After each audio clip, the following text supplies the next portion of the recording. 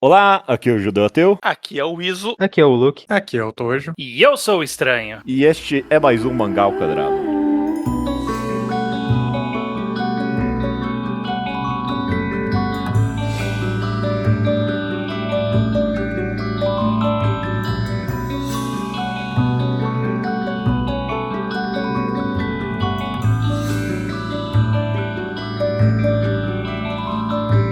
Maravilha, meus amigos, sejam bem-vindos ao episódio 374 do Mangá ao Quadrado. Tudo bem com vocês? Tudo bem? Tudo certo com tudo você, Judeu? De volta ao seu lugar de merecimento. Agora sim, de volta, acabou a festa, o patrão voltou, ok?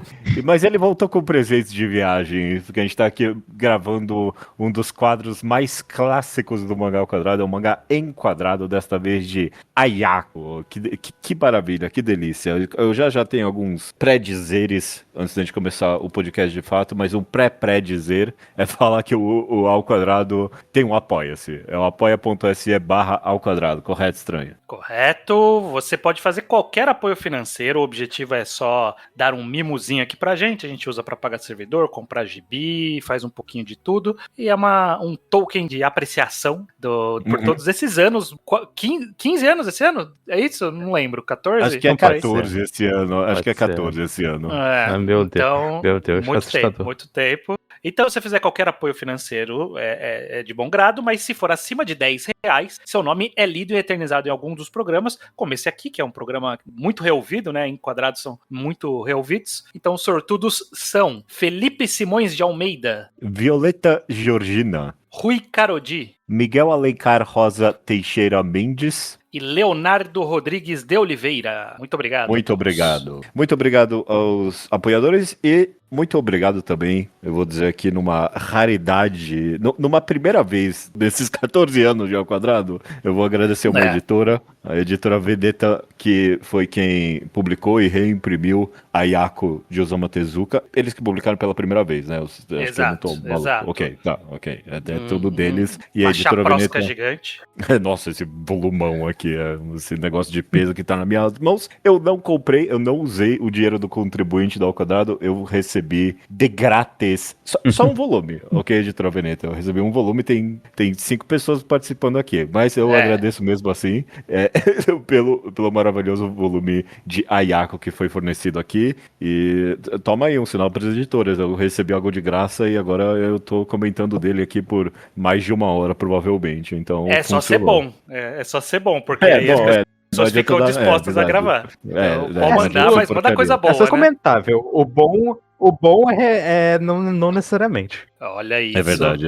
Eu tomo um susto sempre que eu vejo esse volume nas prateleiras, viu? É realmente um negócio assustador de grande. Por falar em caridade, eu quero fazer uma pergunta. Esse é o nosso primeiro reenquadrado de um Tezuka? Oficialmente, eu acho que é o primeiro programa de Tezuka que a gente tem. Não, não teve mesmo, vocês têm razão. Onde é aquele rito, o negócio assim. Tem um texto Não. escrito no Ao Quadrado de Churrikiri Hito, que não é um podcast. Que é do Não é um Judeu. podcast, é do A Judeu. gente falou de Pluto, que é quase falar sobre Tezuka, mas não é falar sobre Tezuka. É verdade. Exato. Não é mesmo. Que loucura Incrível, mesmo, né? Então toma aí. Eu já li alguns Tezukas na minha vida, mas esse vai ser de fato o primeiro podcast. O podcast Sim. já tá quase na idade de achar Death Note bom e nunca foi falado de Tezuka aqui.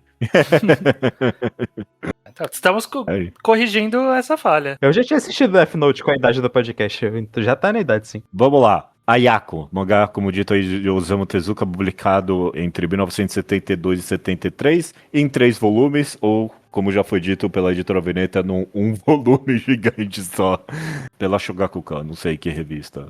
Big Chama Comic, pela Big Comic. isso. Exato. Alguém aqui tem noção, 1972, que era essa na carreira do Tezuka? Era de fato dos Gekigas? Não é estreando o Gekiga aqui, não, já era firmado. Tava não era. se Estreando... estabelecendo. Foi a revista Garo de pessoas muito alternativas que começaram com o movimento de mangás alternativos, mais adultos, aí veio o Gekiga. Foi perto dessa época que o Tezuka foi provocado a mudar seu estilo mais ou menos, né?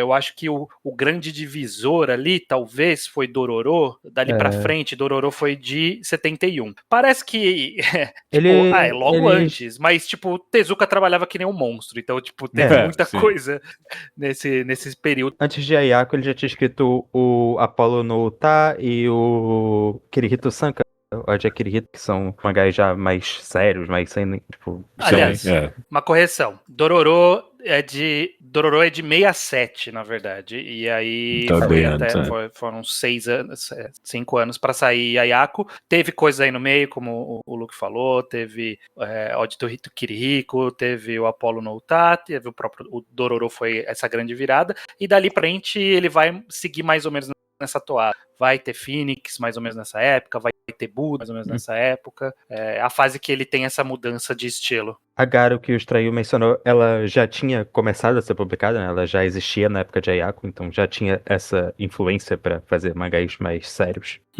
Ela começa, acho que em 68, eu não lembro. Então, tipo, tava já nessa borbulhando.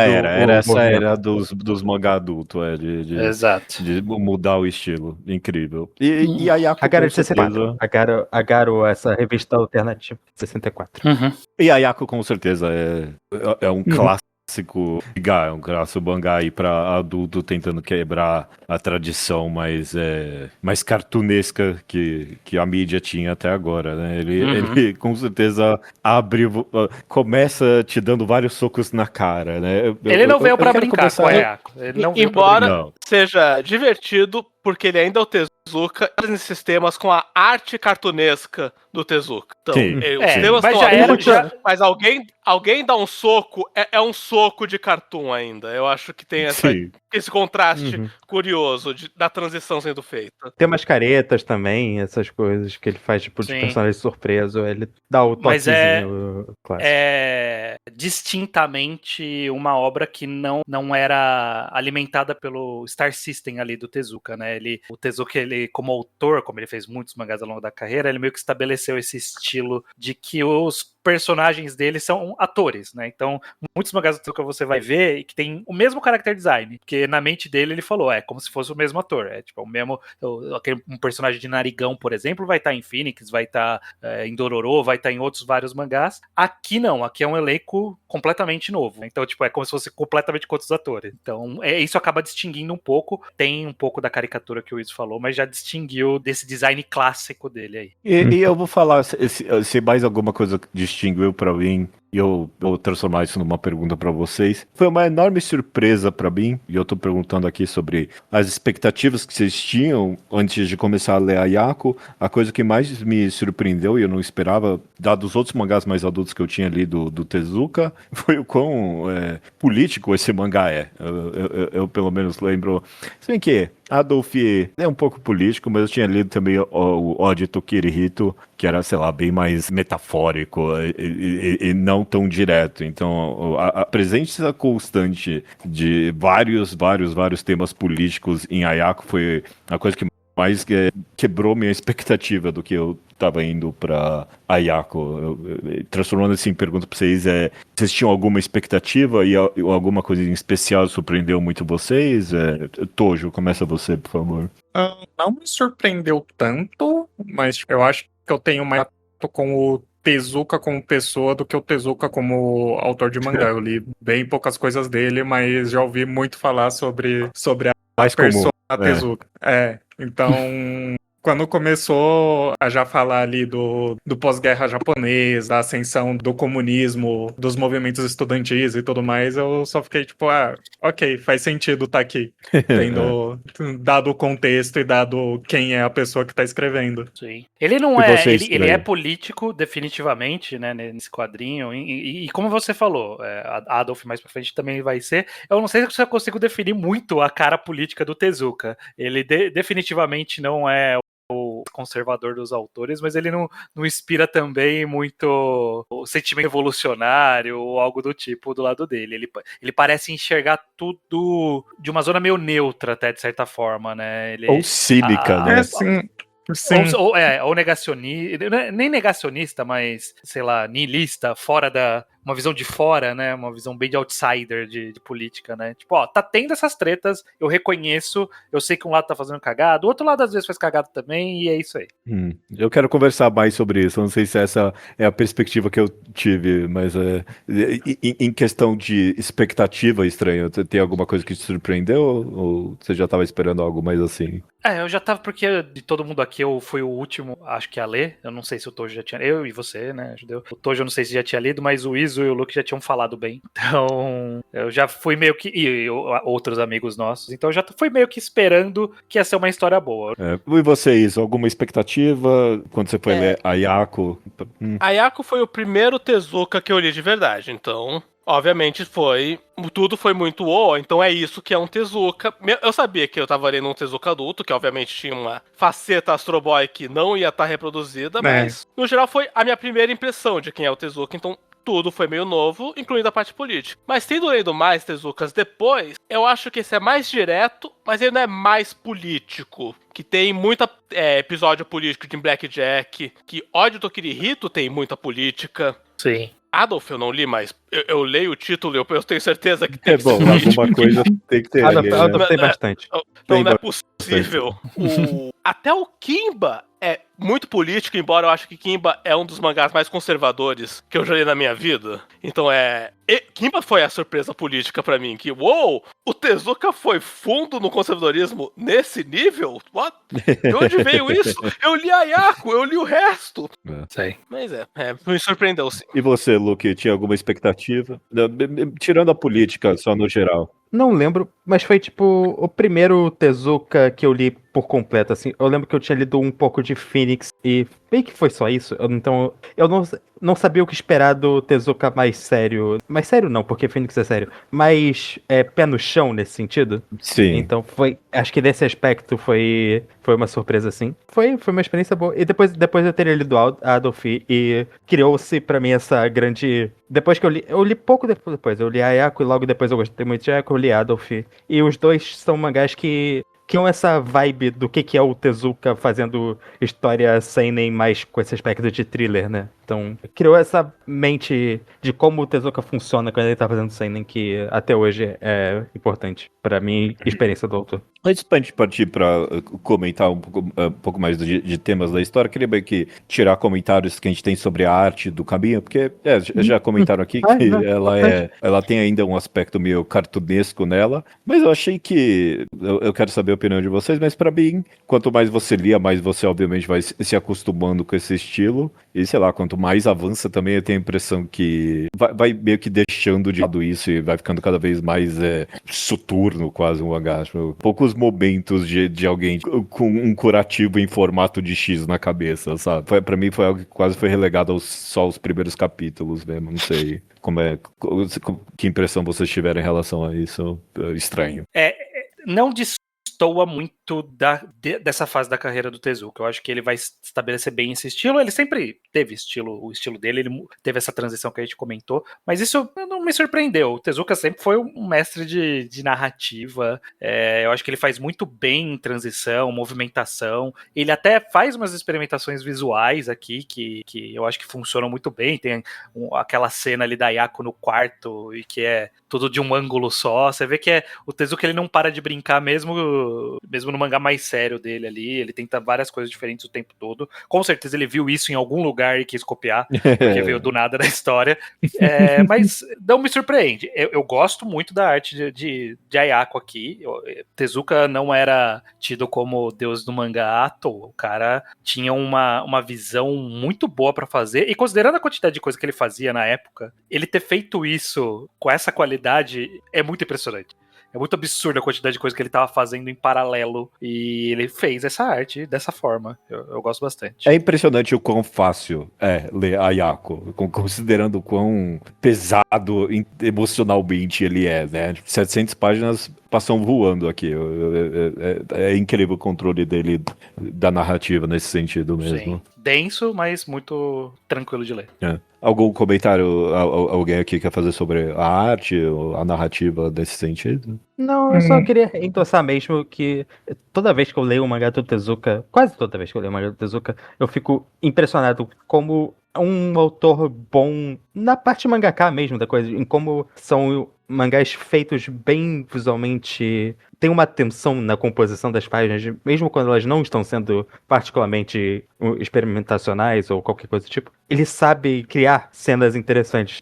O próprio começo, eu acho, tipo, logo as primeiras páginas, eu acho que você já pega isso, que ele representa essa chegada do cara voltando da guerra com muita atenção mesmo, em dar esse sentimento melancólico. Logo de cara tem ele vendo todo mundo chegando e sendo recepcionado, aí depois corta pra como a chegada dele é um pouco mais sombria, e a diferença narrativa disso. Ele sabe fazer essas coisas muito bem, ele sabe dar atenção necessária pra cena. E eu não vou falar muito disso porque isso não é relevante pro podcast. Eu sinto muito que o Urasawa se inspirou muito nessa era do Tezuka pra fazer os mangás dele. Eu vejo muito como ele escreveu, como ele narrava, como ele eu via como ele se inspirou e como muito tá presente em Ayako, tanto na narrativa quanto no roteiro, quanto na narrativa visual. Eu sinto que é de onde o Urasawa pegou muito de como ele faria na carreira dele. Tá bem ali. Você tem completa razão, Luca. Obviamente o efeito é oposto, né? Cronologicamente. Sim, mas a Ayako, você comentou agora, eu pensei, nossa, a Ayako tem um cheiro de Urasawa mesmo. Ele tem. Sim. O começo do mangá, principalmente, você tem razão. É tão bom como ele te pega num mistério, basicamente, logo de cara, sabe? Tipo, o cara chega ali de viagem e logo de cara, tem alguma coisa esquisita acontecendo nessa família. E eu quero saber quem é cada um aqui. O que tá acontecendo aqui? De quem é essa menina, afinal de contas? Como isso foi acontecer? É essa maluquice mesmo? É o louco, pra onde vai isso? Logo, ele te fisga, pra mim, pelo menos, ele me fisgou logo no começo. Eu tava num suspense inacreditável mesmo. Sim. E essa parte de narrativa também foi bem herdado pelo Urasawa depois. Um excelente equilíbrio entre a narrativa visual e a narrativa textual. Eu acho que a forma como ele consegue fazer longas cenas só levadas pela arte, pela movimentação, pela ambientação ali, de mostrar movimento, mostrar as pessoas indo aos lugares e depois mostrar as conversas, ele funcionou tudo muito bem aqui. Realmente, Tezuka tava afiadíssimo nessa época aqui de Ayako, com certeza. Deixa eu fazer uma outra abordagem antes da gente comentar de temas do mangá. Eu quero ver um pouco qual foi a sensação emocional pra vocês lendo esse mangá, porque pra mim uma das grandes surpresas dessa história é o quão todo mundo é corrompido. Essa história vai andando logo no começo e você, caralho, mano, não tem ninguém bom. E tipo, bom, pelo menos nosso protagonista... Tem esse menino bom aqui. Tem esse menininho bom aqui. Bom nada. Filha da puta. Então, a gente achava. E pra mim essa sensação de, porra, não tem ninguém bom, foi a coisa que mais foi me comendo durante a história. Eu queria saber se tiveram essa mesma experiência. Caralho, ninguém vai salvar aqui. Não tem ninguém bom com agência pra fazer o bem. Porque tem uma figura de inocência que tá lá pra tomar no cu de todos os lados possíveis, que é o ponto do título, assim, que é o pilar do mangá. Sim. Ela é o depósito da maldade de quase todo mundo ali, né? Você não vê, nossa, a Ayako é parte da corrupção da família. Não, ela é quem leva a corrupção da família, mas ela não tem agência pra ser do bem, ela só é a vítima mesmo. Tem algumas figuras assim, que são as figuras que ou são vítimas ou não tem agência, não tem como ter uma boa agência ali. A irmã mais velha, que é comunista ali, lá, ela não é corrompida, exatamente. Ela no final só precisou se reduzir a um apagamento completo do estilo de vida, das coisas que ela acreditava para poder sobreviver.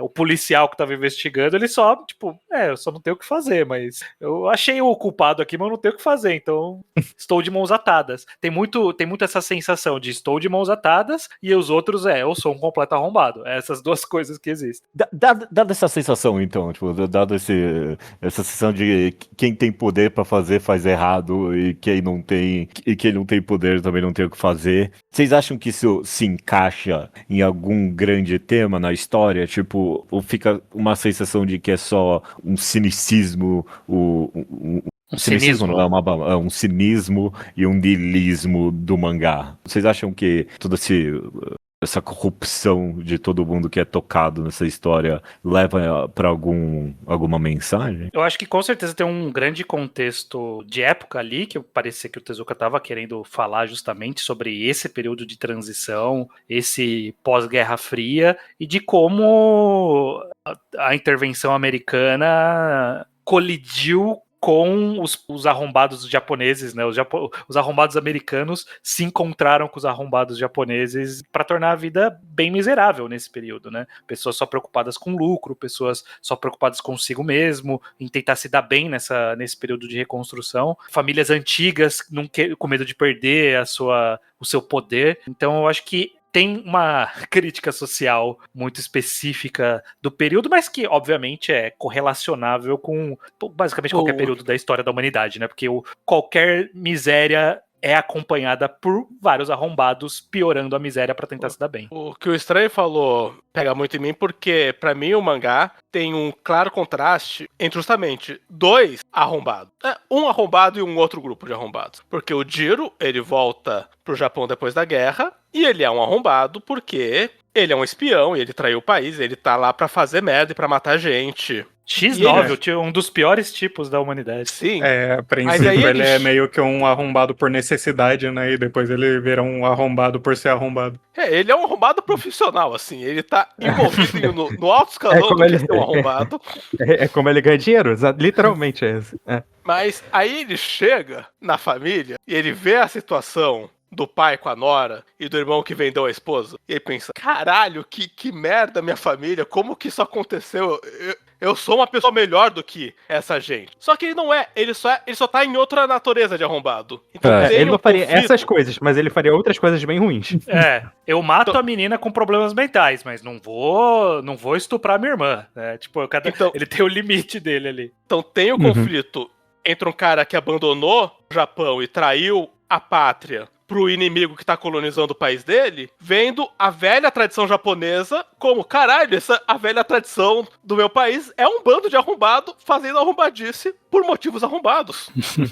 Eu acho que você fez a pergunta se a família ser arrombada ia dar alguma outra mensagem, mas da forma que eu vejo, tem outras coisas também, mas da forma que você faz essa pergunta, pra mim a resposta é que isso é a mensagem por si só, porque Ayako, além de muitas coisas, é uma história sobre uma família disfuncional. E acho que, como parte intrínseca do tema desse tipo de narrativa, é mostrando como estar uma família que é completamente disfuncional, que tem esses objetivos gananciosos e que literalmente eles não queriam que se metesse porque ia fazer a reforma agrária e eles iam perder as terras, era tipo o que entra na questão política. Mas entra nessa questão que você, sendo parte dessa família, você vai se corromper e você vai acabar se perdendo nisso, que é a narrativa que a criancinha fala, ela usa esse argumento várias vezes, o que eu não quero tratar como justificativo, porque não é, mas ele fala que ele é o lixo que vai, tipo, recebendo a carga da família, e é verdade, é isso que acaba acontecendo, você é parte de uma família de arrombados, isso vai chegar até você, vai espirrar em você, e acho que essa é a mensagem que é contada em basicamente histórias que são sobre famílias de arrombadas nesse sentido. E eu acho que a Ayako retrata bem isso. Eu concordo plenamente com você, Luke, mas eu iria além até. Eu acho que o ponto dessa família ser disfuncional não é só que ela é uma família disfuncional, é que ela é uma família tradicional, completamente disfuncional. Não, com certeza. E aí que pra mim que cruza, na verdade, os dois, tipo, esse paradoxo que tem no mangá pra mim. Porque de um lado Pra mim, ele é sobre essa mudança que o Japão sofreu com o fim da Segunda Guerra, tipo, essa, sei lá, pseudo-colonização brutal que rolou, merecidamente ou não, aí são outros 500. Definitivamente não exime o Japão de ter sido arrombado. É claro. E quase todas as mudanças que estão vindo por fora, as mudanças meio que políticas que os Estados Unidos estão inferindo ali no país, estão vindo meio que pro mal. Não tem muita coisa boa surgindo dali. Mas, de outro lado, o mangá mostra o quão horrível é a tradição patriarcal daquela família, sabe? O quão a família ser essa família tradicional corrói todo mundo, sabe? Até o menino ali que tinha tudo de bom foi corroído por ele fazer parte dessa família. Então, por um lado, tem coisas ruins vindo politicamente pelo apagamento da tradição, mas por outro a gente vê o quantas coisas terríveis tem essa tradição existir para começo de conversa. Então para mim tem quase esse paradoxo rolando no mangá. A tradição é a motivação para todo mundo ali, porque muito das maldades principais são não, mas a nossa família não pode estar envolvida com esse tipo de coisa, não podem achar que a gente está envolvida, a gente não pode perder esse status, a gente não pode perder o nome dos Tenji, não pode ficar na lama, e eles vão tomando decisões cada vez mais absurdas para evitar esse conflito, evitar que a família se perca. E não só eles, como a família. Tem aquela cena do, tipo, encontro familiar, né? Que, o bairro todo. É uma galera que tava intrinsecamente conectada e precisava que eles não fossem afetados. E acho que essa é grande parte do ponto também. Isso é um bom ponto. Esse círculo de relação que eles têm que manter fazendo todas as piores coisas do mundo para que eles não percam isso. Porque não pode perder essa tradição. Isso é um bom ponto que o Luke levantou da família, que tem pouco segredo de verdade entre a família. Tem decisões autoritárias lançadas verticalmente, tipo, o pai disse, então é o que vai acontecer, mas todos eles concordam em alguns... eu até preferia não trancar a Yako no porão, mas o irmão decidiu. Que a Yako é filha do cara que vendeu a esposa, não é segredo. Que o Jiro colocou o cara no trilho do trem, tentou ser segredo, mas rapidamente não virou segredo. Que a Yako tá trancado no porão, nada é segredo. E todo mundo sabe o que tá acontecendo. Todo mundo um pouco concordou. Alguns falam que não concordaram, mas todo mundo no fundo concordou. Alguma autoridade, mas as decisões terminaram sendo coletivas. Com todo mundo falando, a família decidiu que é o melhor. E é um pouco nesse espectro que eu fiz o comentário que você falou que talvez não concorde, Judeu, desse quase niilismo Tezuka ao contar essa história aqui, né, retratar esse cenário, porque ele parece estar representando um período de que o que tem antes é ruim, mas o que a gente tá virando é ruim também. Então, tipo, eu não sei o que eu quero, porque eu não quero continuar, mas eu não quero mudar também, porque pro que a gente tá mudando não tá tão bom não, sabe? A gente tá mudando pra Yakuza. A questão pra mim é que o que eles estão mudando, que tá afetando diretamente os Tenji, são coisas que, na real, várias vezes são boas. De fato, uma democracia na relação de tomar decisões politicamente, que eles falam várias vezes que, se fosse no passado, a gente não ia poder, tipo, a gente mandava eles se fuderem e não tinha processo legal nenhum. Ou que eles estão correndo o risco, literalmente, de ter uma reforma agrária. Esse é o grande perigo deles. Então, tem coisas que tem uma evolução progressista acontecendo, que é o que tá afetando eles ali, principalmente. Também. Mas, ao mesmo tempo, tá rolando, sei lá, quando a gente tenta ter uma coisa boa, estão demitindo todo mundo da construção da ferrovia.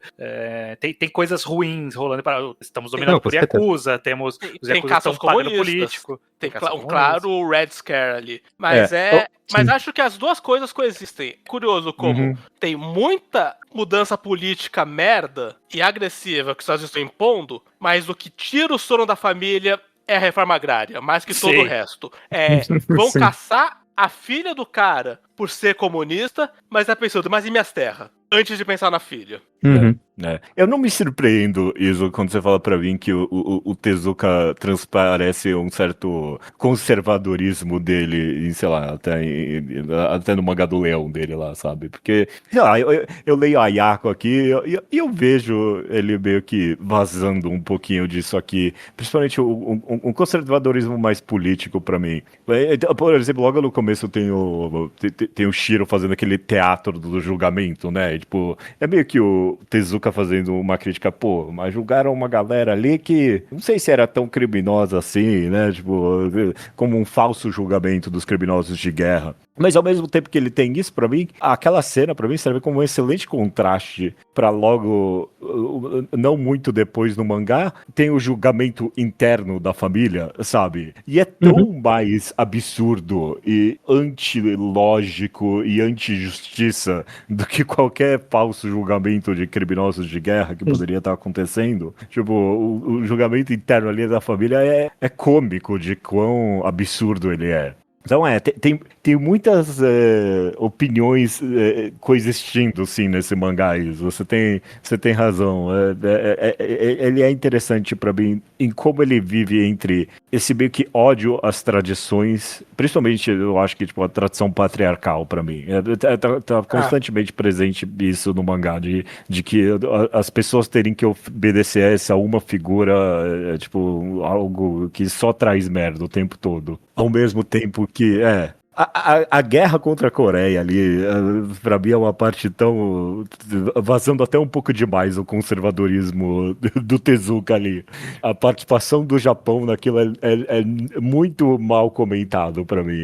Bom, que seja, isso aí já é algo meu. Mas esse é um mangá de contraste pra mim, tipo, um progressismo social e um conservadorismo político meio coexistindo. É incrível. Judeu, eu quero aproveitar que você tá levemente cínico quanto ao possível progressismo do Tezuka. E apontou o fato patriarcado pra saber a opinião de vocês. Se a completa irrelevância de toda mulher é um comentário do Tezuka sobre como tava foda, ou também um fato de que ele não tava procurando soluções assim. É os dois, Iso. É os eu dois. Acho que é os dois. Eu tenho quase certeza. Pra mim é muito claramente os dois. Teve uma passagem que essa me marcou, que é Sim, quando eu já sei qual é. depois que o Ichiro matou a própria esposa, ele fala, e ele casou depois com uma mulher tão irrelevante que nem vale a pena estar na história. E essa brincadeira meta, esse lampshading do... Não, isso não foi meta, por que colocar uma mulher a mais aqui, então eu não vou. Mas existe pra fins de lore.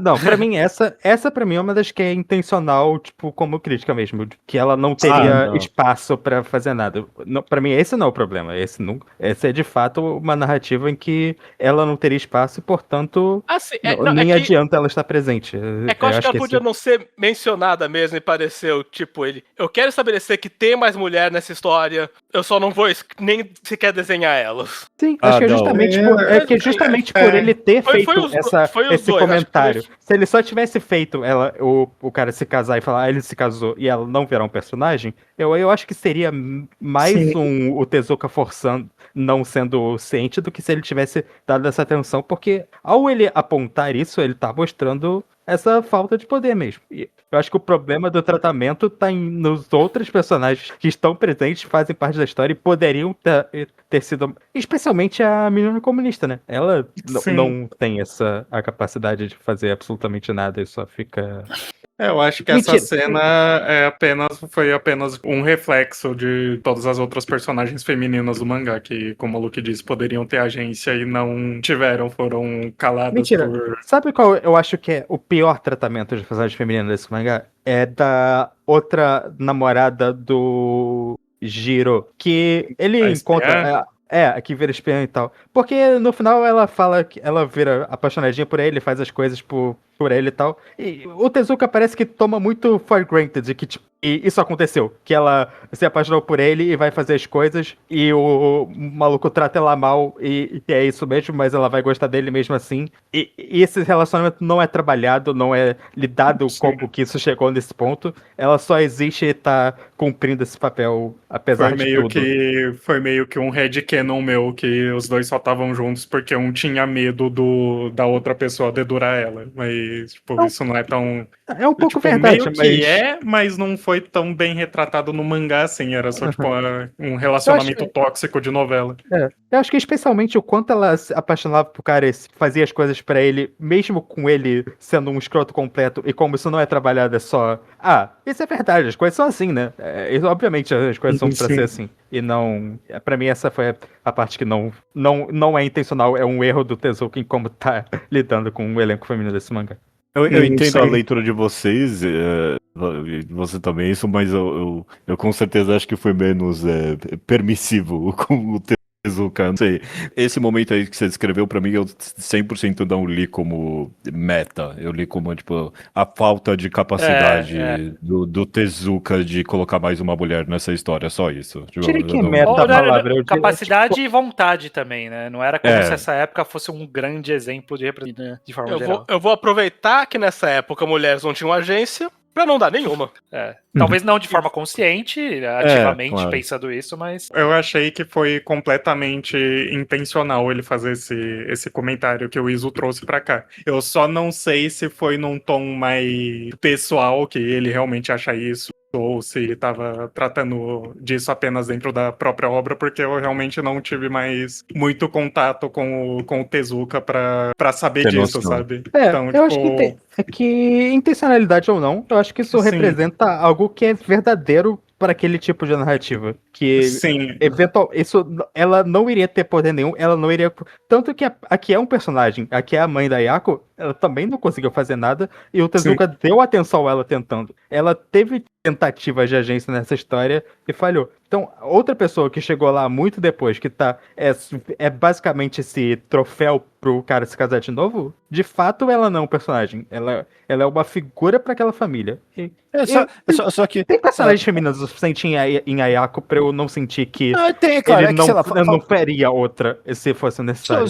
Só um comentário que, sei lá, na minha perspectiva, eu entendo a leitura de vocês. Mas, claro, na minha perspectiva, a falta de agência não quer dizer, sei lá, a falta de profundidade ou de, sei lá, momentos na história. Eu acho que a Ayako sofre aí, é coisa da época, eu tô no enorme defeito do mangá. Mas eu penso nisso até no personagem. Eu penso nisso até na própria personagem da Ayako. E a personagem dela me fez lembrar muito de...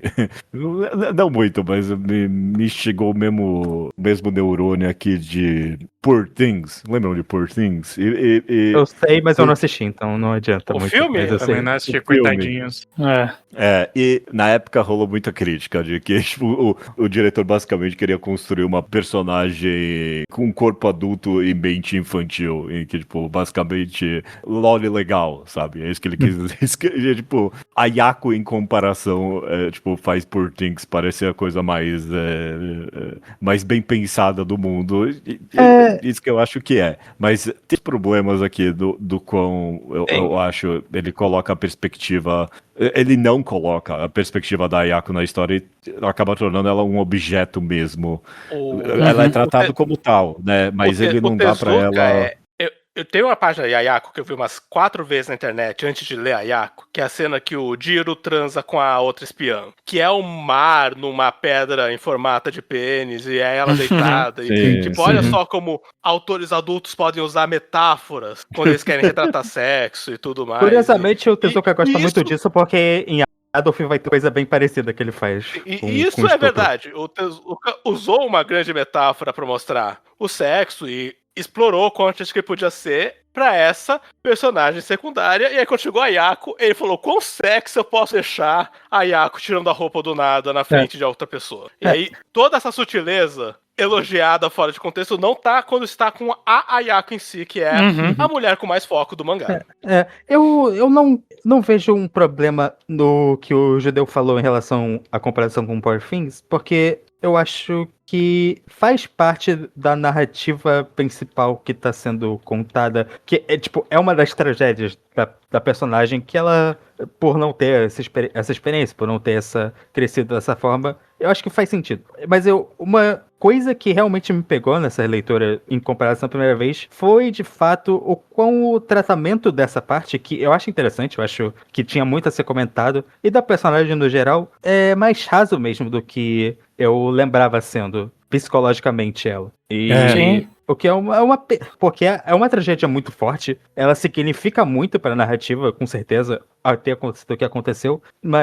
E acho que isso me deixou impactado o suficiente na primeira leitura, que isso funcionou para mim. Sim, até funcionou de novo. Mas agora, relendo, eu penso que ela não é explorada como personagem e como esse drama interno de uma maneira muito tão elaborada quanto eu gostaria. Eu acho que reduz muitas vezes o que é esse trauma dela. Uhum. Quando, por exemplo, o negócio de ela só consegue ficar numa caixa e tal. É interessante, tem alguma coisa sendo trabalhada aí, mas é tudo pouco, parece é tudo restrito ainda em relação ao que ela tá sentindo, o que ela tá pensando de verdade, tirando ela acaba querendo ficar em lugares claustrofóbicos, ela não sabe o que é, como interagir com pessoas fora da sexualidade. O que são coisas importantes. Eu acho que isso, ele trata bem disso. Eu só não acho que ele consegue ir além com a personagem do jeito que ela precisava. Fala, Estranho, fala, por favor. Desculpa. Não. É o olhar que o mangá deu pra ela que dá essa sensação. Ela foi ativamente abusada pelo irmão, o irmão admitiu isso, mas o mangá não desenha como se fosse um abuso. Todas as cenas em que a Yako tem os seus momentos sexuais é quase voyeurístico, né, em algum nível ali. E o que torna a sensação dessa visão do mangá muito estranha, principalmente porque a gente viu todo o processo dela crescer e passar por esse trauma e ser moldada para acontecer dessa forma. A capa americana de Ayako é a Ayako nua, sabe? Essa é a cara Esse é um bom ponto. Da descrição que o Tezuka fez dessa personagem. Então, realmente, eu acho que esse aspecto específico dessa sexualidade da Ayako realmente fica com um prisma estranho quando a gente olha pra forma como o mangá representa isso. É que eu não quero tirar essa parte, porque eu acho que ela é uma das coisas mais cruciais pra personagem, sabe? E eu só... eu acho que a visão ser mais trabalhada. É a visão e a forma como o mangá mostra. Assim. E mais do que isso, o ponto do mangá... É porque é uma crítica super válida, Luke, porque você tem razão. Tem essas duas coisas acontecendo. O ponto do mangá é que tá todo mundo objetificando essa menina, né? E é uma pena por, sei lá, por perspectiva do autor, por restrições da época, que ele não conseguiu escrever essa história sem ele mesmo acabar objetificando a personagem também, sabe? Ele não deu pra ela a perspectiva necessária. A gente viu poucas vezes ela pensando de verdade sobre o que estava acontecendo. O único momento que salva isso é, tipo, literalmente... o finalzinho do mangá, mas até ali, tipo, ele deu um homem pra explicar, sabe, o porquê que ela tava rindo do pessoal, sabe? Até naquele momento teve um mansplaining, né? Nesse sentido, o mangá não conseguiu se salvar dessa própria maldição. Do jeito que a Yako tava sendo trabalhada até ali, um momento antes do irmão mais novo tentar tirar ela do porão, e aí ela realmente fica completamente traumatizada e não quer mais sair daquele buraco que ela tá. E depois desse momento, eu esperava que a Yako adulta fosse melhor trabalhada do que ela tinha sido até antes desse momento. Eu acho que, justamente, faz sentido, na verdade, porque ela teve como é a palavra? O contradesenvolvimento mental, porque ela passou 20 regressão anos mental. Regressão. Essa regressão mental. Então faz sentido que ela perca esse aspecto, né? Mas quando ela era adolescente, ela parecia justamente que ela tinha mais visões de mundo, ela parecia mais explorada em relação, psicologicamente mesmo, para além do básico que eu acho que acabou sendo ela adulta. E eu acho que é só uma pena mesmo. Depois dessa cena ela vira literalmente um objeto ali na história. E antes ela tava menos sendo... que um objeto. Né? Menos que um objeto. Eu sinto que a Yako, o mangá inteiro, ela foi a personificação de um crime, de 2 crimes. E que o papel dela... Muitos crimes.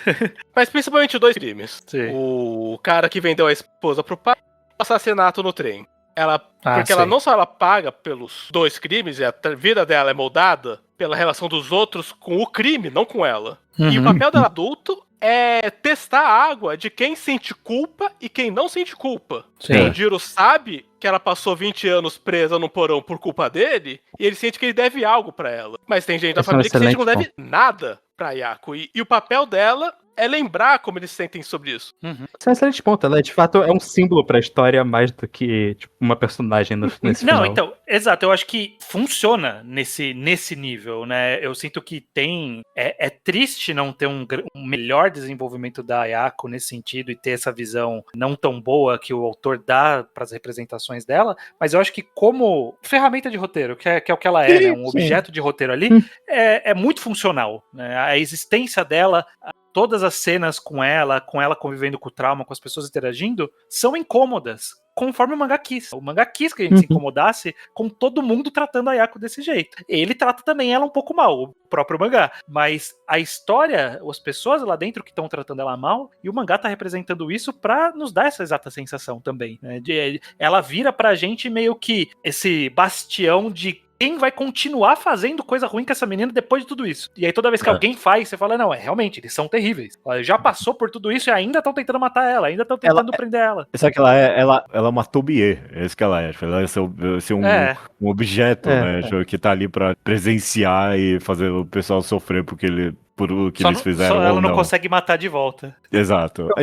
Mas meio que consegue, no final das contas. Né? Sim. Eu vou fazer uma mini defesa do Tezuka aqui, por um motivo meio meta. Eu li a edição brasileira também, né? E nela tem um fácilzinho do Tezuka falando e tal. E nela, o Tezuka fala que a Ayako era pra ser uma história muito maior. Que esse era pra ser, tipo, o prólogo da história. E que, contando como essa personagem passou a ser do jeito que ela é. Então, eu acho que na visão original, essa personagem ia ser explorada e elaborada para além disso no Ayako hipotético que nunca existiu, que ele terminou só nesses volumes. Então, falar eu consigo ver.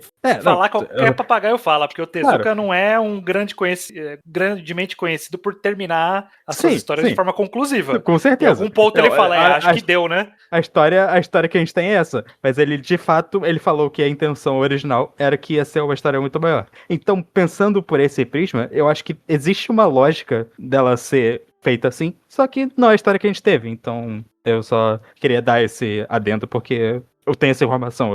Eu não tenho como não ter essa informação, sendo que eu li o que estava escrito. Sim. Essa informação é de alguma forma assim irrelevante, Luke. Você me falando ela, eu não tinha lido esse pós-fácil. Você me falando isso, tem um certo ar de prequel mesmo, Ayako, sabe? Como essa história toda é pra explicar esse trejeito de uma personagem que a gente já conhecia, sabe? Tipo, a gente já conhecia a Ayako de antes e a gente sabia que ela se escondia em caixas, a gente não sabia por quê. E agora a gente tá lendo essa história pra explicar isso, sabe? Tem todo tem esse ar mesmo de algo que está por vir e não veio mesmo. É interessante isso, sim. Sim. Não como perdão pros defeitos da história, mas... Não quero falar... mas só que acho que faz sentido sobre um certo aspecto que isso tenha acontecido desse jeito. Sim, mas defendendo o mangá das próprias palavras do Tezuka, o mangá é muito completo em si. Eu acho que a história, o arco narrativo dessa família, né, que o mangá chama Ayako, mas a história é da família Teng aí. E o arco da história se fechou.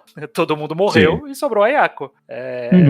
Finalizou tudo que precisava pra terminar a história o suficiente. Eu acho que ele concluiu o trabalho dele aí. O mangá é muito conclusivo nesse sentido. Eu concordo.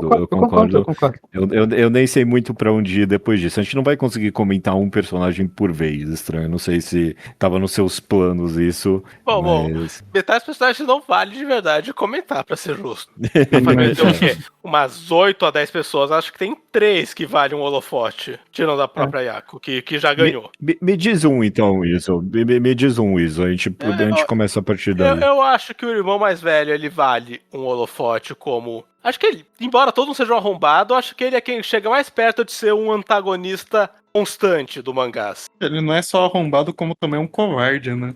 Sim, tipo... Eu acho que piora a situação dele. Sim, porque o patriarca é um filho da puta, é fácil pensar, nossa, o patriarca é o culpado de tudo, mas acho que o irmão mais velho, ele é cão cúmplice em toda a construção quanto, e ele continua ali depois que o pai morre, fazendo as exatas mesmas merdas por mais tempo. E ele abusava da Ayako antes de tudo dar errado. E quando todo mundo da família tava tentando encaixar a Yako na família, ele já tava no modo abuso. Capítulo 1 já.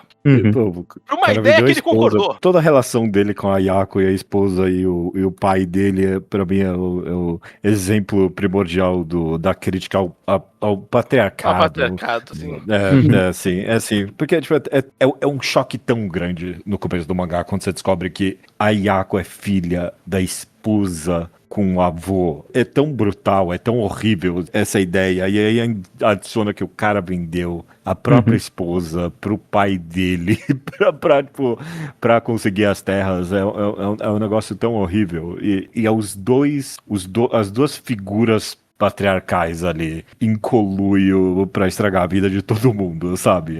É horrível mesmo. Sim. Eu acho que essa história é muito visceral nesse sentido. Ela te pega muito rápido e te deixa muito desesperado mesmo. É uma situação que começa a merda e vai ficando cada vez pior, até não ter mais jeito, assim. É como se fosse um cenário inevitável, uma bomba relógio que tá prestes a explodir durante esse tempo todo.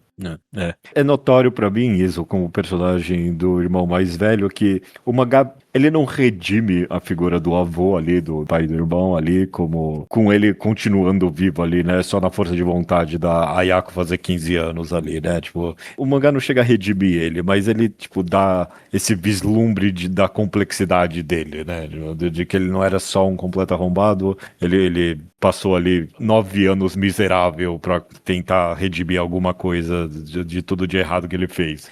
E o irmão mais velho não tem algo assim, não, na história. O irmão mais velho, ele conseguiu dar essa nuance tanto pro protagonista inicial, né, o cara que volta da guerra, quanto pro avô. Mas o irmão mais velho, ele meio que é só um filho da puta mesmo. Até no final, ele mata a mulher depois de tudo. E o máximo que ele tem é esse trauma na cena do deslizamento, quando ele acha que ela tá lá pra se vingar dele, assim. Ele não tem o nível de... Talvez ele não tenha alguma nuance de não maldade, né, presente nele. Sim. A nuance dele é ser covarde. Essa é a nuance dele. Patético. Para os outros personagens, em algum nível, a gente fica até um pouco mal quando coisas ruins acontecem com eles, porque são coisas muito ruins também, né? Então, quando tem coisa ruim acontecendo com o irmão do Tapa-Olho, é o Jiro, esse aí? Acho que Jiro. Né? É o Jiro, sim. Quando coisas acontecem... Jiro e Shiro, péssimos nomes. É sacanagem. Mas, pera, não tem um Sanro, né? Então, pois é. Quando acontecem coisas com o Jiro, coisas ruins, você também fica, não é legal também. Ele é um completo arrombado, mas não precisava ser fuzilado, sabe? Mas o irmão mais velho, realmente, tudo que acontece de ruim com ele é pouco. Você fica... Eu tinha que sofrer mais, filho da puta. Esse daí... Morreu bem até, né? Sabe quem é pior do que o irmão mais velho? Porque pelo menos o irmão mais velho tinha a pressão familiar ali pra se complicar. O médico. O médico só tava lá pra ser filho da puta. Impressionante. E nem era da família, completamente... era só arrombado. Era o tio. Ele era só arrombado. Ele era acho que ele era parente distante, assim, alguma coisa assim. Ele tava tecnicamente na árvore genealógica. Mas ele não tinha nem, tipo, a pressão social de ser um Teng ali. Ele só era um filho da puta. Tava lá, parecia pra ser filho da puta. Ele queria migalhas dos Ten, então ele tava ali, tipo, o que eu consigo extrair dessa galera fazendo favores pra ele? Inclusive, também é um dos primeiros que abusa a Ayako, né? Ele vai lá e se esgueira pra entrar no porão pra tentar. E, sei lá, é notório pra mim esse cara ser tão ruim assim. Eu não saio do mangá pensando que o ponto é que, bom, tinha esse cara muito cuzão. Pra mim ficar claro o ponto ali de que tem uma cara... cultura familiar que moldou esse... Sim. É que o irmão mais velho que você tá falando, o médico. Não, do irmão mais velho. Do irmão mais velho, do Ichiro. Porque o irmão mais velho me parece ser muito a personificação da continuidade dos problemas do passado. Sim. Esse objetivo de continuar, de herdar as terras, herdar o nome da família. Ele não queria aquelas terras porque ele era ganancioso e não conseguia cogitar uma vida assim. Não, né? Ele queria as terras porque era direito dele, porque manter a legado da família, tinha motivos tradicionais pros objetivos dele. A ganância era parte. Era parte. Com certeza. Era parte, mas é notório quantas vezes esse mangá fala sobre os 300 anos de história que essa família tem. E o quanto, sei lá, chega no final ali e, bom, acabaram-se os 300 anos de história dessa família. E é um alívio. É um alívio que essa família acabou. Não é algo se perdido. Tipo, esses 300 anos de história não são 300 anos bons, não. Não tem... Teoricamente, a Yako vai reviver a família de uma outra maneira. Essa é o que está sendo dito. Em 300 anos pode acumular muita merda. Não é só coisa boa, né, o que fica. Se bem que, Isa, você comentando ali que você fica meio mal com o Jiro, né, outro personagem que vale a pena comentar aqui, que é o cara que voltou da guerra de tapa-olho. Você fica, bom, ele não merecia ser fuzilado. Quem falou isso foi estranho, eu não falei nada. Foi você estranho, ok, desculpa. Eu acho que ele não merecia ser fuzilado, eu acho que ele podia ficar bem sem ser fuzilado. Pra mim, quando ele descobriu que ele era espião dos americanos, eu já... não, esse cara já... Mas ele era espião dos americanos pra não morrer, vamos ser justos. Mas eu não vou dizer covarde. Mereceu ser fuzilado, mas quando ele confessa pra irmã, fui eu quem matei seu namorado, e ela na hora puxa uma agulha, enfia no pescoço dele e fala, eu jurei matar todos os envolvidos, isso ele mereceu. Isso ele mereceu. Embora ele não tenha matado ele. Porque ele nem contesta, né? Ele não matou. Ele não matou o namorado dela. Mas, isso não aconteceu. Eu acho que justamente essa fica sendo a distinção da história desse personagem, porque ele foi um traidor, obviamente, se tornou um traidor peão para sobreviver, e ao ser fuzilado, ele estava sendo punido pelo que aconteceu com ele. E quando ele sofreu a facada da irmã, a agulhada ali da irmã, ele estava sofrendo pelas merdas que ele fez. Então tem essa diferença. Tem a diferença na retratação de que isso ele mereceu. Ser fuzilado eram só alguns arrombados tentando se livrar dele. Aí, tanto que ele estava ok, de fato, acho que o Tanji falou isso, ele estava ok com a irmã fazendo isso com ele. Sim, ele aprovou, Ele só ficou tipo, caralho, uma agulha, não tinha outra coisa não pra ele se enfiar no meu pescoço. E, pelo menos de alguma forma ele tentou se redimir, tentando... Ele de fato tinha como objetivo salvar a Yako, tipo, não salvar, porque não salvou ela. Ajudar, né? Tentar fazer com que ela tivesse uma vida depois daquilo tudo. No final do mangá. O lance do Jiro era verdadeira essa intenção. É que o lance do Jiro, isso obviamente não desculpa ele por literalmente nada, mas ele é muito marcado pela culpa por tudo que ele fez. Ele se sente culpado e continuou espionando por mais 20 anos. Então foda-se, mas ele é culpado. Ele sente culpa pelo que ele fez com a família, ele sente culpa pelo que ele fez de traição, ele sente culpa por ter matado a empregada. Tudo isso ele lembra, mais do que todo o resto lembra. Sim. Eu acho que o que a gente falou de nuances e tal, eu acho que ele é o personagem que mais representa que ele é um arrombado, mas que o mangá trata como uma pessoa com humanidades e complexidades e capacidade de fazer coisas positivas, além do que ele é. Ele é uma pessoa que contém essas multitudes. Ele poderia ser alguém que falaria que não fez nada de errado. Ele poderia ser. Tem alguém que vai dizer isso. Eu concordo e eu discordo de você, Luke. Porque eu acho que o ponto que está sendo feito, tanto com ele, tanto com o Shiro, é que não adianta... a tradição dessa família vai corroer essa gente de um jeito ou de outro. Sim. Então, com certeza. É bem impressionante pra mim que ele encontra ali a Yako adulta e ele tenta ajudar ela, mas não tem jeito, tem que vir alguém de fora. Tem que ser o filho ali do capitão ali, do detetive, pra vir ali e de fato tirar a Yako dessa família. Tanto que quando ele volta pra piorar. Ela tava tendo uma vida ótima ali com o Hanao ali, que é o novo esposo dela ali. E quando ele volta pra tirar ela de lá, achando que tá ruim, por causa de coisas dele que ele fez, inclusive, né? Então, ele é manchado. Ele é manchado por ainda viver as tradições, pra mim.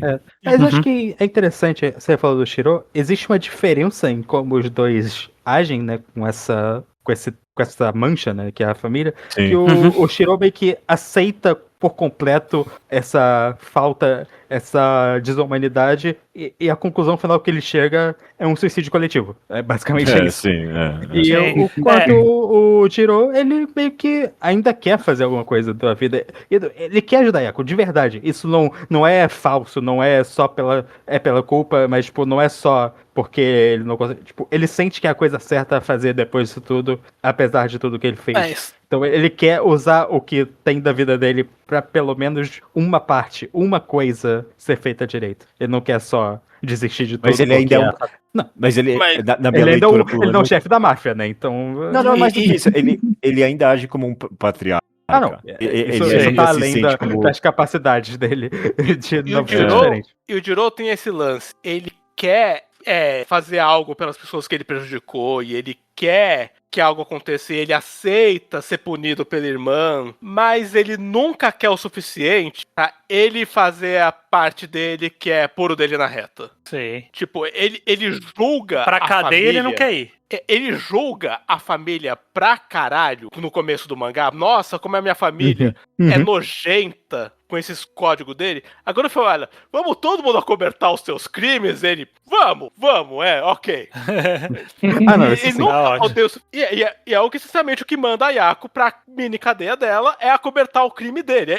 Esse é o grande ponto. Sim, que ele sente culpa mandando dinheiro, mas obviamente não é o suficiente. Ele não tá tentando resolver de fato o problema, ele tá meio que, se eu fizer umas bondades aqui, se eu fizer... No final ele tava tentando resolver. Tô sendo defendendo. Se eu doar dinheiro pra caridade, eu posso ignorar que eu tô viajando de jatinho, fudendo o mundo. É que no começo ele tava só doando dinheiro. É que quando ela aparece na frente dele, ele de fato toma como uma missão de vida. Sim, mas... na verdade, ele representa a fuga de 2 crimes, né? A fuga do crime que ele cometeu no mangá e a fuga dos crimes que ele cometeu antes do mangá. A real é essa também, né? Tipo, se conecta politicamente aqui de que, possivelmente esse cara podia estar sendo julgado por crimes de guerra, talvez, eu não sei, né? A gente não sabe exatamente o que rolou ali. O mangá com certeza acha que foi errado ele ter traído o pessoal no campo de guerra. Eu não sei se fica muito claro se o mangá não gosta de outros crimes que ele possivelmente fez como soldado do Império. Não fica muito claro isso, não. Mas eu só queria, completando, é que vocês falaram, eu falei do paralelo com o Shiro, porque eu acho que essa parte é relevante pra mim, porque eu acho, não sei se pior, é que eu acho que essa ideia de desistência, de eu vou aceitar que eu sou parte dessa família de um jeito que... tudo é isso mesmo. Eu poderia ter sido uma pessoa decente e eu meio que escolhi não ser porque foda-se. E no máximo que eu vou fazer é me matar junto com todo mundo. Eu acho que não é pior moralmente, mas é pior como decisão. Eu acho que você acaba... Essa sensação de... Eu acho que esse é o personagem que representa a sensação de cinismo que vocês sentiram no mangá inteiro, sabe? Essa ideia que não tem mais jeito algum e você não vai conseguir nem ajudar ninguém que seja. Você só tem como só abdicar de qualquer coisa que você pode fazer. Eu sinto que o mangá ele conseguiu dar bastante distinção nas origens e na representação da filha da puta dos irmãos ali. Porque o Shiro, ele realmente... Ele tem uma virada surpreendente, eu acho que foi muito boa escrita. Ele começar como o advogado, basicamente, ali, o juiz, a única pessoa ele queria resolver correta, o crime, né? Queria resolver o crime correto, realmente dedicado, e se tornar um abusador. Estuprava a irmã e depois admitia, e meio que ele nunca enxergava como culpa dele. Ele tinha... diferente, a família fez eu fazer isso, né? Diferente dos outros que não pensavam necessariamente que estavam fazendo... O irmão mais velho não pensava que estava fazendo coisa ruim. Ele só estava fazendo aquilo para os objetivos pessoais. O Jiro via que estava fazendo coisa ruim e se sentia culpado. Ele fazia as coisas ruins e falava, tá vendo o que vocês fazem eu fazer? Aí, ó, tive que estuprar ela. Olha o que vocês fizeram fazer. Ele era uma criança com potencial e ele foi comprado pelos crimes da família, assim, ele aceitou como se fosse a única solução dele. E acho que a representação terrível do prodígio da família. Ele só precisou ser enganado por sangue de galinha uma vez pra virar a pessoa mais escrota do planeta. Vocês estão sendo injustos. Não estão sendo injustos, não é essa a palavra correta. Eu diria que a bondade dele foi literalmente literalmente espancada pra fora dele, né? Esse é o ponto que tá sendo feito aqui. Não, né? com certeza. Ele também tem... Daquele jeito também, né? Não, ele tem razões Ele não sofreu tanto pra virar cuzão. Tipo, o que ele sofreu pessoalmente? Caraca, ele viu a maldade. O que aconteceu com ele? Iam matar ele, barraram o menino ali na árvore. Era um castigo, tava na cara que era um castigo. Não ia deixar ele. Caraca. Não iam matar ele, mas não era um castigo de boa só. Não é um bom castigo, mas não é justificativa pra você abandonar todos os seus princípios. Exatamente. É por isso que eu acho que acaba.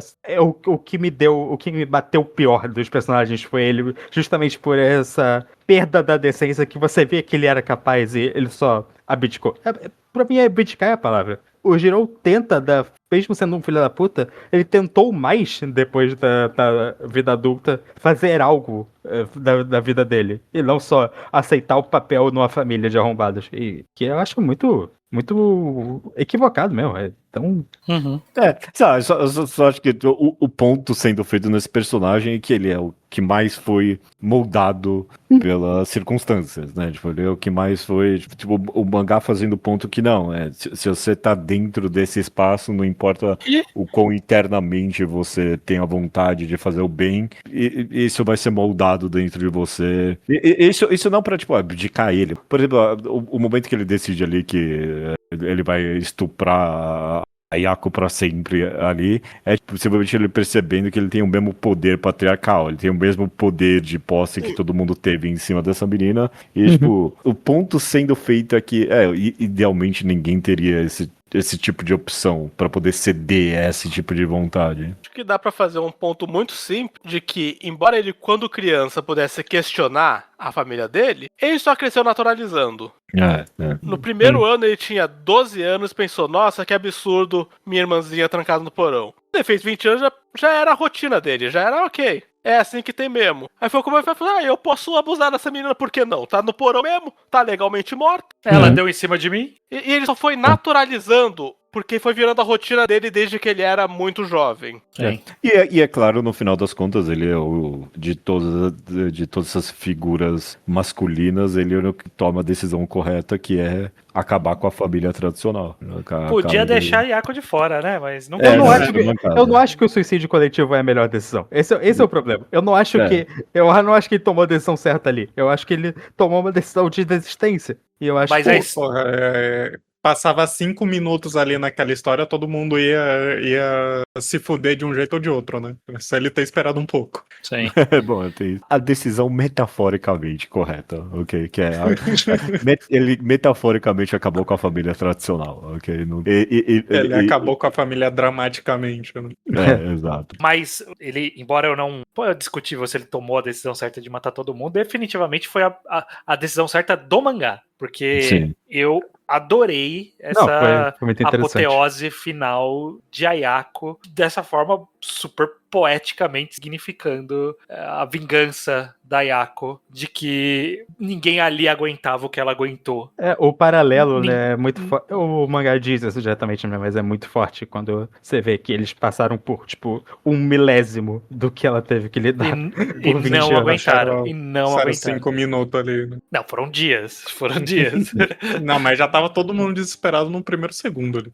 Isso, com certeza. Com certeza. Mas eu gostei dessa... Foi um bom encerramento do mangá ali pra finalizar essa história com a Ayako tendo a vingança e saboreando a vingança também, né? Ela não tendo culpa, ela não sendo estoica, e sim ela feliz por todo mundo ter se fudido, seus otários. Se você trata a Ayako como o símbolo lá dos crimes, né, que nem vocês comentaram, eles estavam literalmente presos do lado do crime que eles cometeram, né? Lidando com isso só com...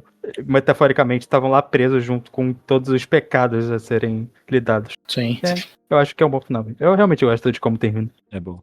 E é bem Tobie mesmo ali, ela rindo da galera. É a única que se sente confortável nesse espaço. É bem legal. É bem legal. Apesar de ter um bom final, acaba meio do nada, né? Tipo, a última página é aquilo e pronto. Só, tipo, um pouquinho, acabou, um pouquinho. Tchau. Na versão... Tem duas versões, vocês comentaram, tem gente aqui que leu online. Na versão física, tem o capítulo que saiu na publicação original, que é um pouco diferente, né? Não muda tanto assim, mas a história é mais conclusiva na versão final encadernada do que era na versão publicada originalmente, né?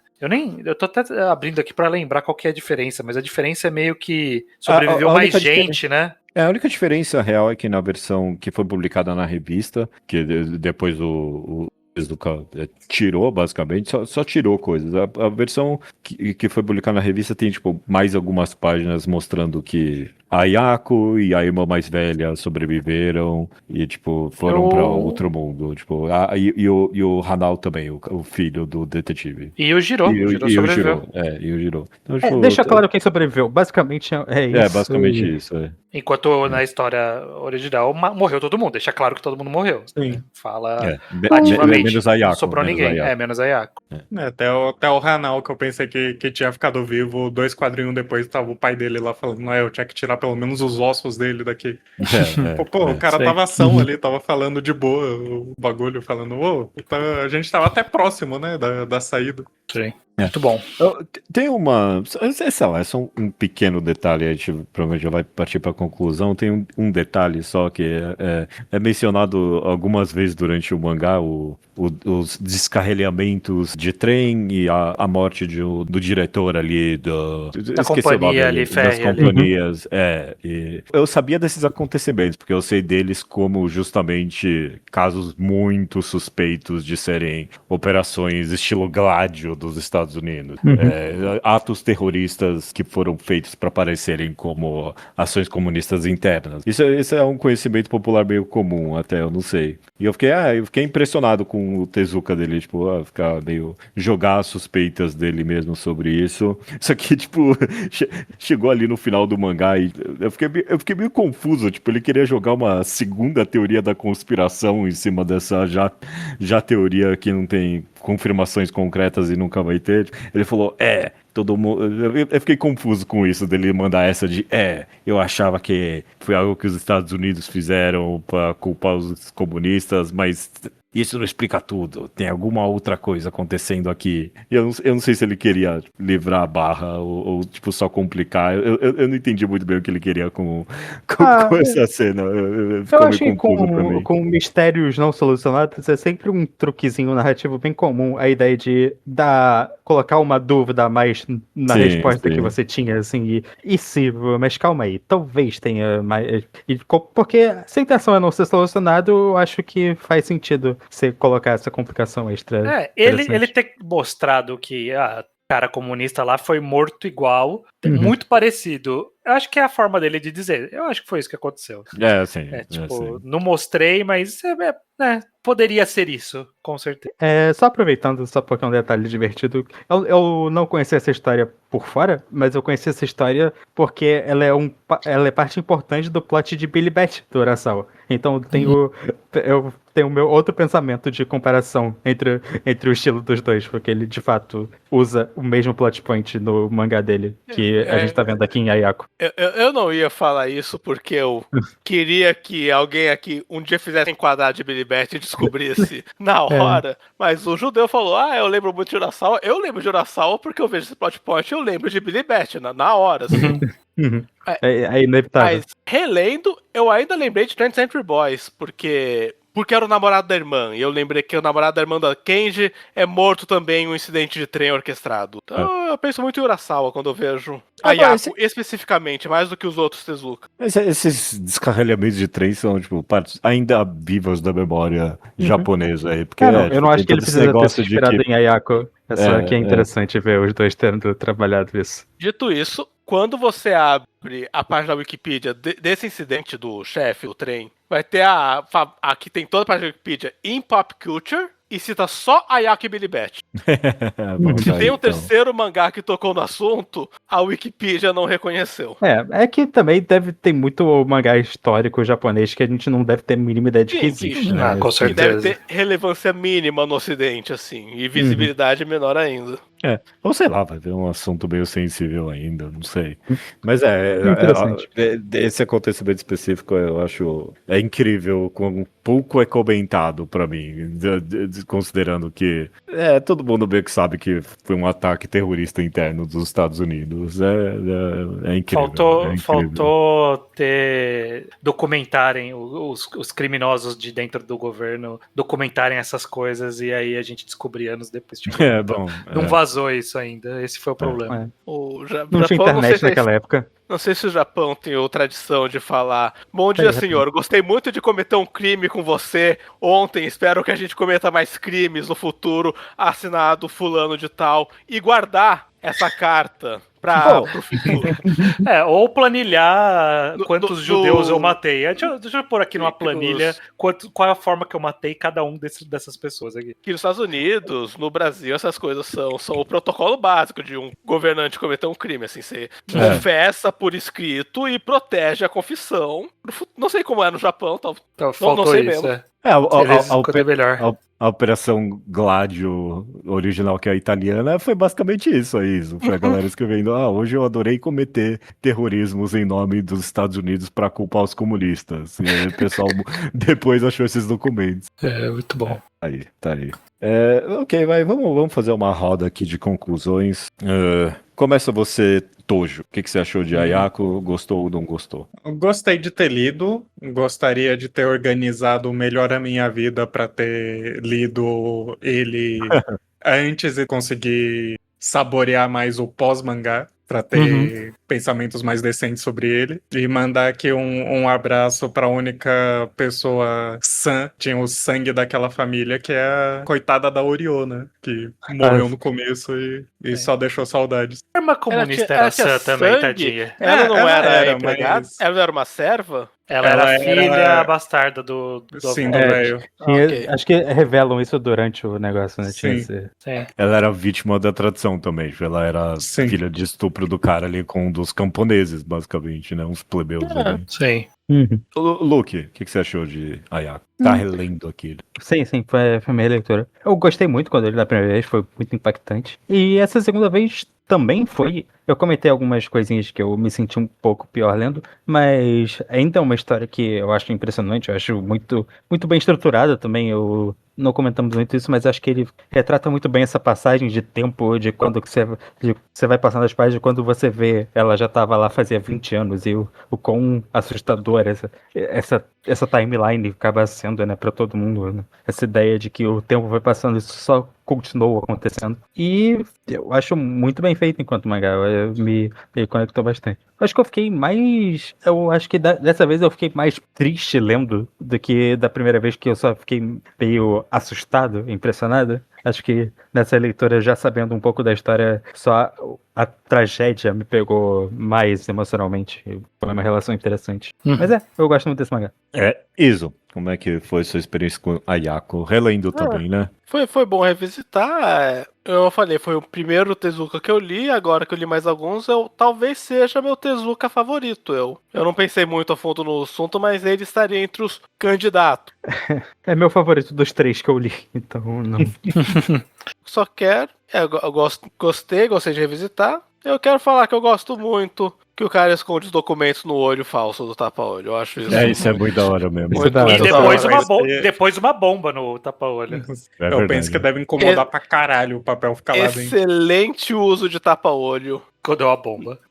Estranho, eu vou deixar você terminar esse podcast, ok? Beleza. Eu quero falar que eu amei Ayako. Eu amei. Acho que o maior Tezuka que eu li até agora. É engraçado, porque a gente teve muitas críticas a ele no final das contas. Mas eu acho que são todas críticas muito válidas. E a maioria delas você acaba relevando como... 1970, tipo, vai fazer o quê? E o que sobra disso é essa história muito brutal. Muito brutal. E chocante e relevante até hoje em dia pra mim. Todo esse comentário dele sobre família tradicional foi o que eu mais tirei. E é bem relevante o quão universal universal esse tema é, no final das contas. Eu coloquei aqui como família tradicional, alguém pode ler como, só uma família disfuncional, ou sei lá, só uma crítica ao patriarcado em específico, ou colocar a família tradicional, talvez. Ao sistema de clãs poderosos, dá pra dizer, sei lá. Dá pra dizer também. Família tradicional, mas não é tão parecido com como é o meu avô, assim, por questões de classe social. Assim, uma família, acho que tradicionalista, não tradicional em si.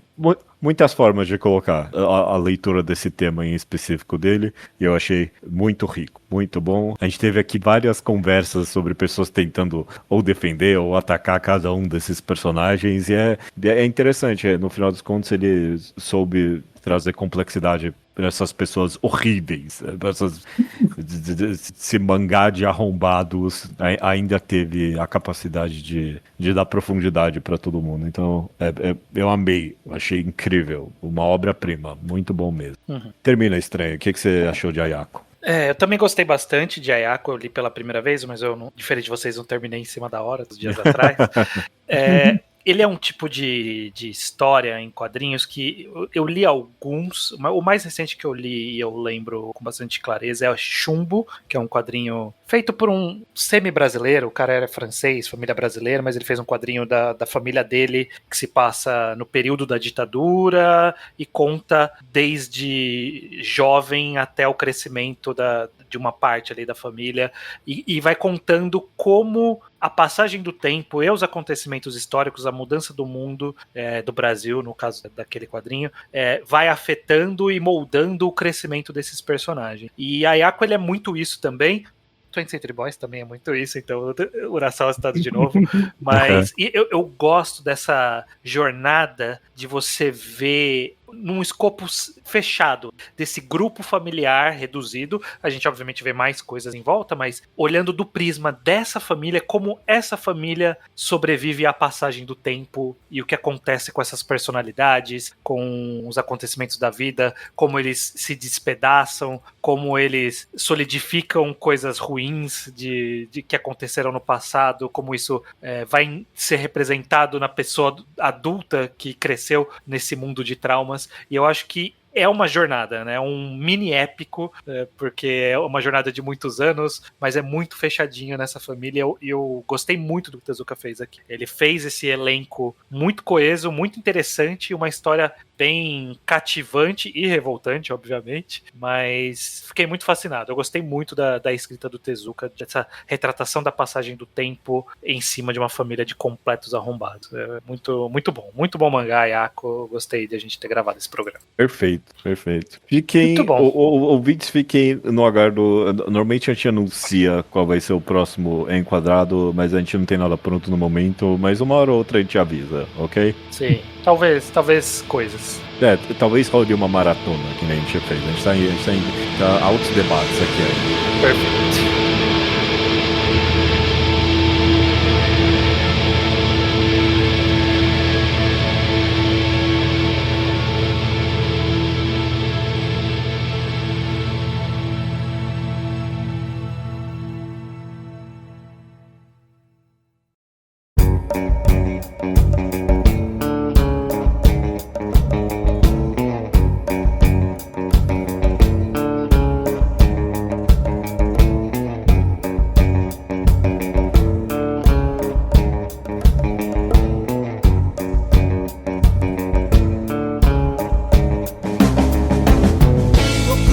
Recomendação da semana é minha, o Judeu Ateu. De volta. Sou Judeu. O sucesso de One Punch Man, a única coisa boa de verdade que trouxe pro mundo foi essa alavancagem do escritor original, que é o One. E ele se provou como superior ao autor que veio arrumar o mangá dele com Mob Psycho, pra mim. É um excelente mangá dele, muito bom. E agora ele tá um monte de coisas. Eu sei que algumas pessoas aqui estão lendo o Versus dele, que acho que já tem alguns bons volumes, né? Eu não tô lendo Versus, o pessoal que tem gente aqui que fala que é bom. O que eu comecei a ler essa semana e eu tô amando é o Bug Ego do One.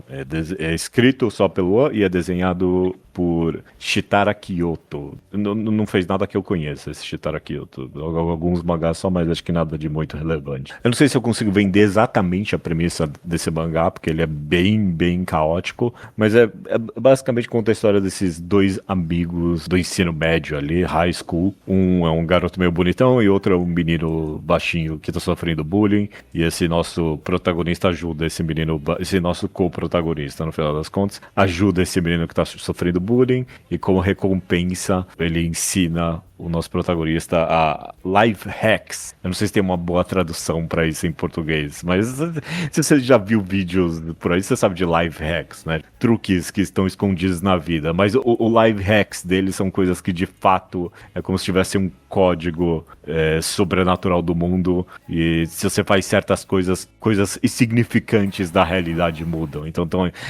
tem um live hack ali de fazer a sua sombra se mover meio segundo na sua frente, ou um live hack que você faz uma certa coisa, as baterias das pilhas acabam sem você nunca ter usado elas, ou um live hack de você conseguir ir no banheiro sem ter vontade nenhuma, coisas insignificantes assim. Eu acho que eu já li o começo desse mangá sem ter contexto nenhum. Tipo, apareceu pra mim e eu li e falei, bacana. E aí nunca mais lembrei que existia. Ele sai no Manga Plus, então é fácil de você só clicar no capítulo pra ler. Exato, tá saindo no Manga Plus, perfeito. E eu não quero dar muito spoiler, mas eventualmente acontece algo que faz um live hack muito mais significativo do que esses pequenos darem um grande twist na história. Eu vou colocar dessa forma aqui. E por eu não querer dar tanto spoiler, talvez não seja o bastante para vender. Então, se eu puder colocar de forma um pouco mais abstrata, esse mangá é um excelente mistura de gêneros. Muito bom. Antes de mais nada, eu acho que ele é primordialmente uma comédia que funciona muito bem. Ele tem um humor negro excelente, meio escatológico quase, que é muito engraçado pra mim. Mas ao mesmo tempo ele é um thriller de suspense com uns tons de terror surrealista, bem maluco. Então, ele tem essa mescla de comédia, mistério e terror, de te deixar bem tenso em alguns momentos dessa história, basicamente entregando só um pouquinho. Os personagens conseguem entrar quase numa realidade alternativa por meio de um live hack, tipo um mundo dos sonhos meio bizarro, e aí nesse mundo dos sonhos coisas horríveis acontecem, tem personagens sombrios pelo jeito, mexendo com live hacks que a gente não sabe o que tá acontecendo. E é só uma história muito, muito única. Essa premissa que eu descrevi parece bem original. Talvez eu descrevi de uma forma que pareça prelúdio de um Battle Shonen. Não é. Não, pelo menos até agora não tá sendo, ok? Não é que, tipo, não, a gente vai descobrir que alguém tem um live hack de poder controlar o vento, de soltar fogo. Fazer o Leigan. Não é isso. É bem surrealista nos live hacks que esse mangá tá fornecendo, e ele tá sendo bem único na abordagem dele até agora. É isso. Bug Ego é o nome do mangá. Alguém aqui, além do Tojo, leu um capítulo? Não li nada. 4, 5 capítulos, talvez. É interessante, é de fato bem interessante. Eu acho que você comentou um pouco da arte. Eu acho a arte muito maluca desse mangá. Eu acho impressionante o como ela tem um estilo próprio que encaixa com toda essa mistura de thriller com comédia escatológica. Ela é bem impressionante. É igualmente caótica a arte, né?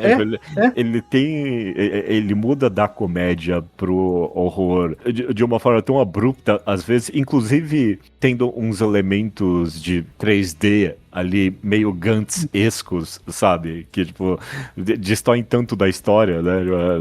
É bem único, sim. Não cheguei na parte de terror, mas me interessou um pouco mais agora, o mangá. Eu tô gostando muito, muito, muito de Bug Ego. Vamos ver se vai render. Vai render, porque o An, ele sabe escrever de histórias no final. Ele aprendeu a escrever histórias na carreira dele, no final das contas. Esse cara sabe o que tá fazendo, sim. Só podia ter escolhido um nome um pouco melhor pro mangá, né? Porque tá parecendo o nome de mangá do Muneyuki Kaneshiro lá de Blue Lock. Bug Ego. Parece que um nome de mangá muito bomba. Muito desgraçado de ruim. Bug Ego me nomeou muito bem. Bug Ego me faz lembrar, na verdade, do mangá das baratas racistas lá, como é que era o nome? Terraformars. Bug Ego me faz lembrar de Terraformars, vai ter barata nesse mangá. A barata não é racista, a barata sofre racismo. Talvez elas sejam racistas com os humanos, vai saber. Eu não sei. Elas são racistas com os humanos. As de Terraformars, eu não sei eu acho que as da vida real não tem muita opinião. Se elas tivessem, elas seriam. Com certeza. Sim. Isso, com razão, de certa forma. Não sei se isso é verdade. Ok, chega. Bug Ego é o mangá recomendado essa semana. Muito bom, boa recomendação então, Judeu. A gente tá numa longa sequência de Manga Plus aqui. Parabéns pra quem tá selecionando o catálogo da revista, porque é verdade, né? A gente tá enfiando vários um atrás do outro. Mas é isso. Mas ao mesmo tempo, acho que já foram de muitas publicações diferentes dentro do Manga Plus. Também. Isso é muito bom ter uma plataforma oficial. Vai, boa edição. Até semana que vem. Até semana que vem. Até semana